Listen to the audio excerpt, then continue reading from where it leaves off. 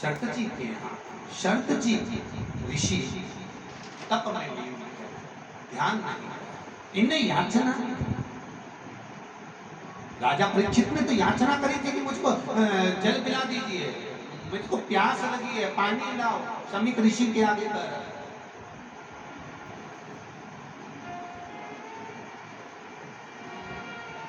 अरे हेमकांत ने नहीं कहा कि मुझे प्यास लगी, वो तो गए बैठे और देखा कि मेरा कोई आदर नहीं, मेरा कोई सम्मान नहीं, मेरा कोई सत्कार नहीं, मेरे लिए कोई स्थान नहीं। क्रोध आ गया, और क्रोध आया तो उन्होंने तुरंत धनुष उठाया, बाण उठाया और शरत जी की ओर खींचा। खींचते से 300 ऋषि सामने आकर खड़े, शरत जी के शिष्य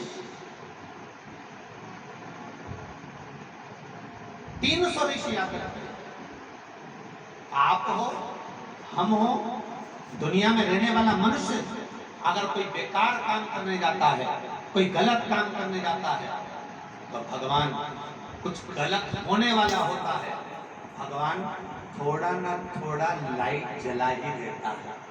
कई बार घर के लोग कह देते हैं मेरी आंख फड़क रही है, देखो जी मेरा मन नहीं कर रहा, देखो जी मंदोदरी तप ने रावण से कहा था, आरती करते समय मंदोदरी जब आरती उतार रही थी, लंकाधिपति को तिलक कर रही थी विजय तिलक, तब आरती का दीप जब बुझ गया था तो मंदोदरी ने कह दिया था आज आप युद्ध के मैदान में मत जाओ, मेरा मन कह रहा है। लंकाधिपति रावण जो स्वयं तो भगवान मानता था, वो लंकाधिपति रावण कहता है मंदोदरी मैं लंकेश हूँ, सारे ग्रह मेरे अनुकूल रहते हैं, मेरे पांव के नीचे मैंने सब कुछ दबा कर रखा,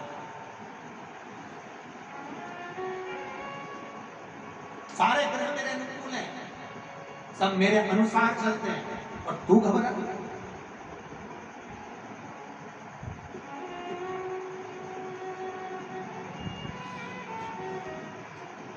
मंदोदरी तू चिंता मत कर, तेरा पति विजय होकर आएगा। मंदोदरी कहती आज मेरा मन ठीक नहीं लग रहा, आज मेरा चित्त ठीक नहीं लग रहा, आज मुझे श्रेष्ठता नहीं लग रही,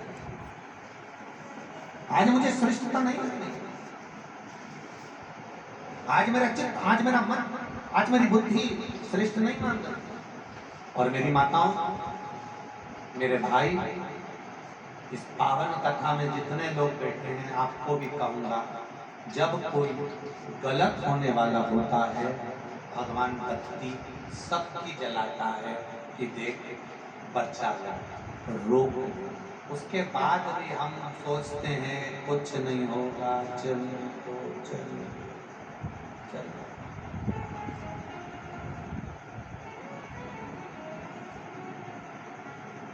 चित्त रमा,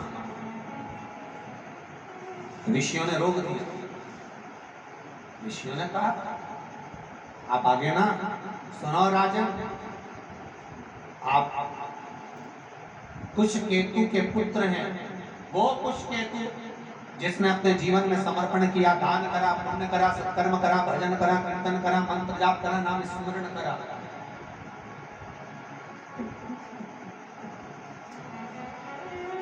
आप कुशकेतु के पुत्र राजा, यदि आप ये गलत करेंगे तो इसमें श्रेष्ठता नहीं है।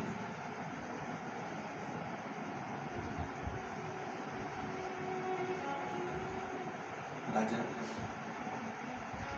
मैं तो केवल आपसे इतना कह सकता हूं कि ये जो धनुष पर आपने बाण चढ़ाया है,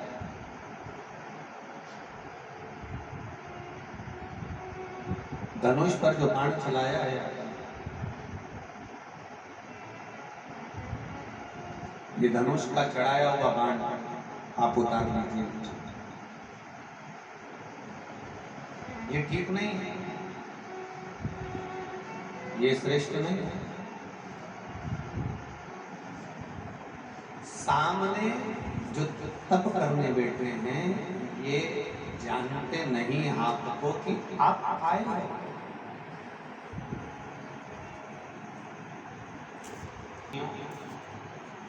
आप लोग इधर कर बैठे हो, कथा सुन, पीछे क्या हो रहा है आपको मालूम है? कुछ नहीं, क्योंकि आपका ध्यान कथा में।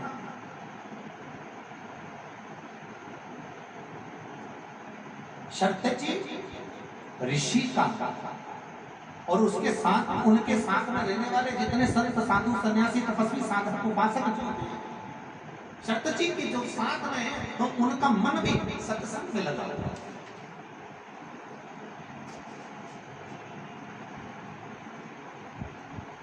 उनका मन भी दूसरी जगह नहीं लगा है, सत्संग में लगा हुआ है।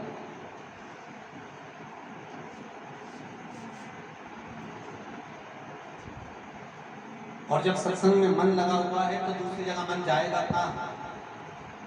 फिर कहूंगा एक बात, शिव जी के मंदिर में अगर एक लोटा पानी लेकर जा रहे हो तो दिल भी शंकर के पास लेकर जाओ।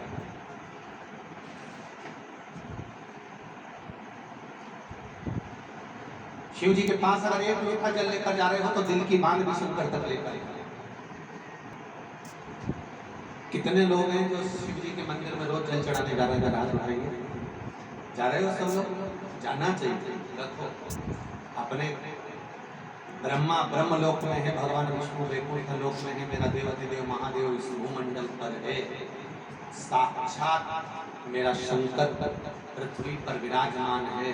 तो एक लोटा जल ले जाकर जब शंकर जी को हम चढ़ाते हैं तो हमारे दिल की बात शंकर हृदय में रख कर हमारी कामना पूर्ण कर ही देते हैं। ये शिव जी सम्मुख में आ जाए। ऋषि सामने आकर खड़े हो गए। उन ऋषियों ने कहा कि तुम ये गलत कर रहे हो। सामने जो शर्तेची ऋषि बैठे हैं उन पर जो तुमने बाण चला रहे हो ये अच्छा नहीं है, ये श्रेष्ठ नहीं है।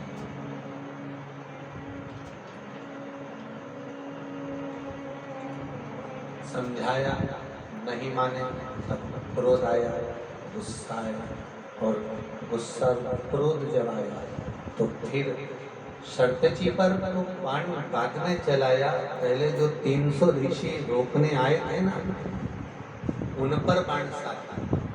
और एक बात अपनी जिंदगी में उतार कर रखी है, जब आप किसी को सत्मार्ग बताएंगे, अच्छा मार्ग बताएंगे, सत्मार्ग की ओर लेकर जाएंगे, अच्छे मार्ग की ओर लेकर जाएंगे, सत्मार्ग की ओर अग्रण्य बढ़ेंगे और कहेंगे कि ये गलत है और ये सही है, जब आप बताना चालू करेंगे तो हो सकता है दुनिया की निगाह में आप गलत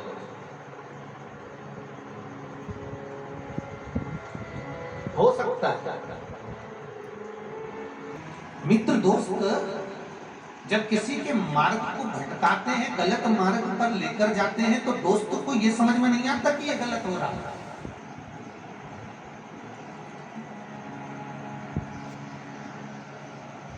और माँ बाप, माता पिता समझाते हैं, समझाने का प्रयास करते हैं, माता पिता उसको बचाने का प्रयास करते हैं, तो बच्चे की निगाह में, बहुओं की निगाह में, बेटियों की निगाह में, बहुओं की निगाहों में, नवयुवक की जो पीढ़ी है इसकी निगाह में लगता है कि मेरे माँ बाप मेरा ही बुरा चाहता है, पर वो बचाने का प्रयास करता है, वो बचाना चाहता है, बचाने का प्रयास लाने के लिए तैयार कर। ऋषियों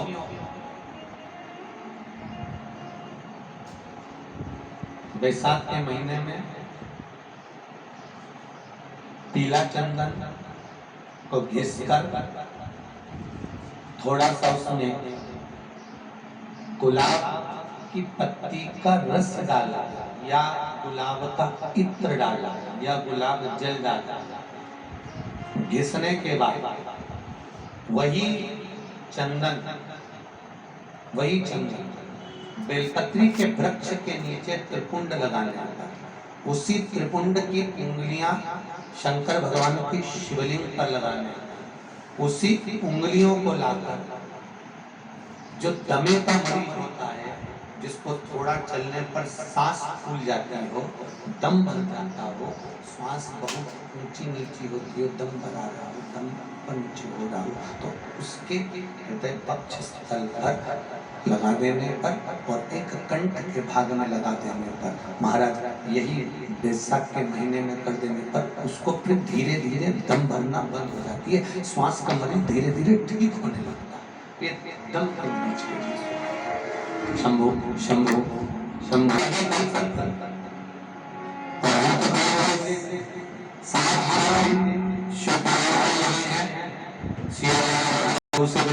में लिखा था, देखो तो गुरुजी हमने उन्हीं की हमने दूसरे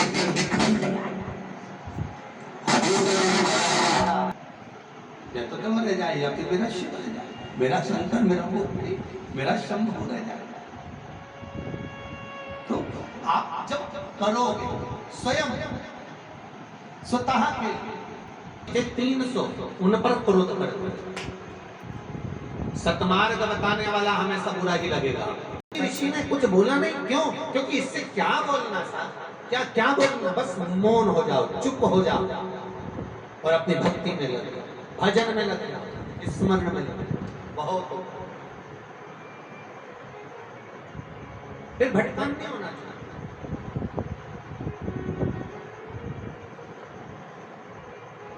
भटकने वाला भटकेगा, अपशब्द कहने वाला अपशब्द कहेगा, ताने देने वाला ताने देगा, गाली देने वाला गाली देगा। आप शांत हो जाइए और भजन चित्त में लग जाओ, स्मरण में लग जाओ, फिर भाग्य की गति पर छोड़ दीजिए। कर्म का भोग तो मनुष्य को इसी भूमंडल पर भोगना है। आज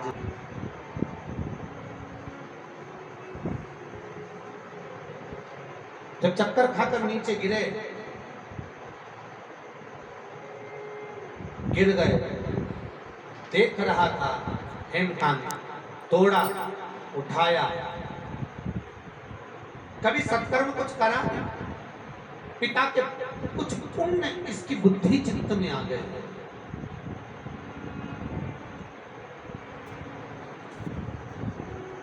हमारे माता पिता के संस्कार, माता पिता का ज्ञान उपार्जन का आनंद सुख हमारे भीतर आ ही जाता है।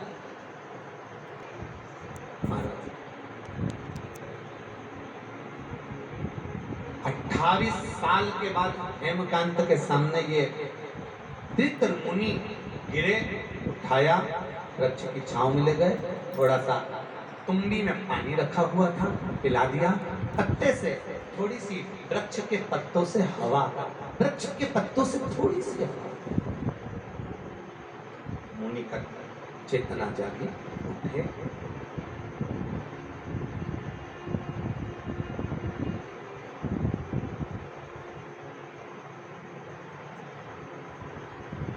मुनि ने कहा, हमको लगता है आप कोई राजकुमार हो, आप कोई साधु या सन्यासी या संत या साधक नहीं लगते, आप राजकुमार लगते, आप कोई राजकुमार हो। हेमकांत ने अपने हृदय की बात तीर्थ मुनि के चरण पकड़कर रोकर कह दिया। तीर्थ मुनि ने कहा, देखो 300 ऋषि तुम्हारे हाथों से मरे, कर्म का दंड तो भोगना पड़े। तो सब इस बात का स्मरण रखना कि ये मत सोचना कि तुम्हारे कर्म का दंड कोई दूसरा भोग लेगा।